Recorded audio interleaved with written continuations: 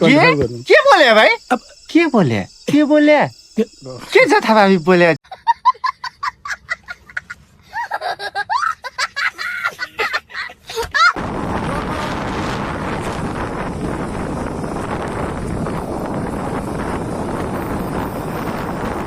This off-road road, we are traveling up to 4.5 kilometers from here.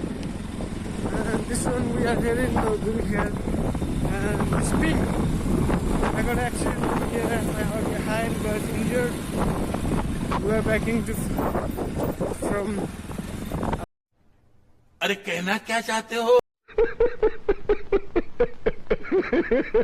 our last destination to our homes. We need to take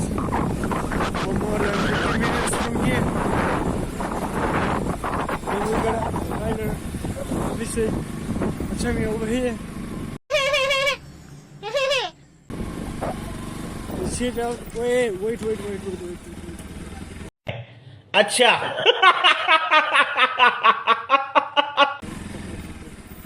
aunty खसीहरू छ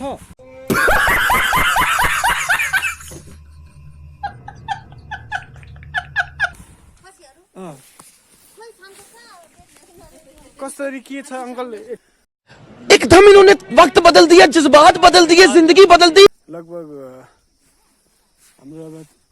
at least तपाईँ र मेरोमा बिचमा म काठमाडौँको मान्छे भक्तपुरको मान्छे तपाईँ यहाँको मान्छे तपाईँसँग मेरो लिङ्क भयो भने थोरतिर तपाईँले बरु सानो तपाईँले खानु म पनि खान्छु उसले कसैले पनि खान्छ क्या तिनजना मिलेर खान सक्यो भने चाहिँ बल्ल तपाईँले मलाई चाहिँ च्याप्ने मैले फेरि उ त्यो उसलाई च्याप्ने भयो भने त्यो बिजनेस चल्दैन क्या राम्रो हुँदैन तपाईँसँग अहिले एटलिस्ट अब तपाईँसँग 50वटा छ भने ल ठिक छ एक महिनासम्म 50वटा हाल्छु हाम्रो हिसाबले 2-6 महिनामा हामीले यही हिसाबले कति चाहिँ फाइदा कमाउनु पर्ने थियो होइन त्यो हिसाबले चाहिँ हामी बेच्ने हो नि त 6 महिनाको यसलाई तिरेको यसले खानेकुराहरूको सबै जोडेर चाहिँ लगभग यति माछा आउँछ भन्ने कुरा त तपाईँलाई पनि थाहा छ किनभने फार्मिङ त मैले पनि बुकसुक सबै पढेर अब अधिकृतको नाति नै हो होइन यो पशुपालनको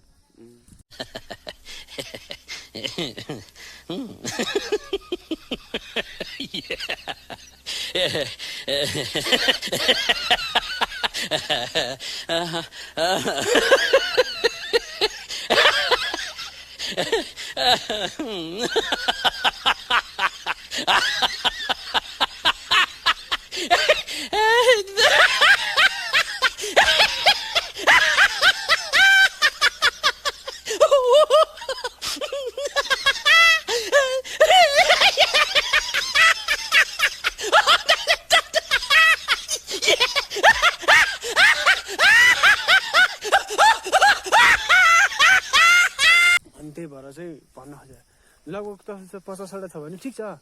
50वटा एक हप्तामा हामी अर्को 50वटा खोजिसकेपछि यो 50वटाले चाहिँ हामी हुत्याउने हो क्या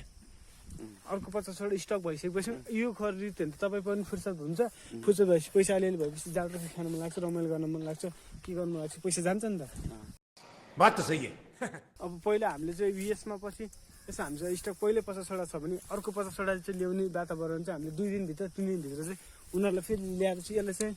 गाडीमा राखेर यसलाई चाहिँ पठाउने क्या यसलाई सल्टाउने कहाँबाट पाउनु त्यसरी छैन अब 2-3 दिन पछि पर्सि म जान्छु अब कतिवटा मिल्छ होइन 9-10वटा छ अरे आऊ अनि अहिले बेच्ने होइन मेरो त बाख्रा फार्मको लागि पाल्नको लागि सबै किनेर ल्याएको मैले पनि ठिकै छ पर्सि हुन्छ आज के भयो अनि फेरि अब अनि त्यसपछि अर्को एउटा तपाईँलाई फाइदा कुरा हुने चाहिँ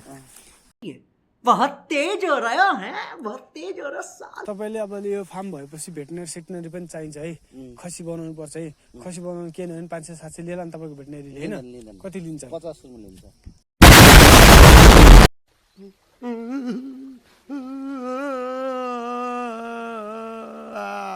खसी बनाएको 50 होइन अनि त्यसपछि भ्याक्सिनहरू यताउति दिएको अब भ्याक्सिनहरू त छुट्टै भइगयो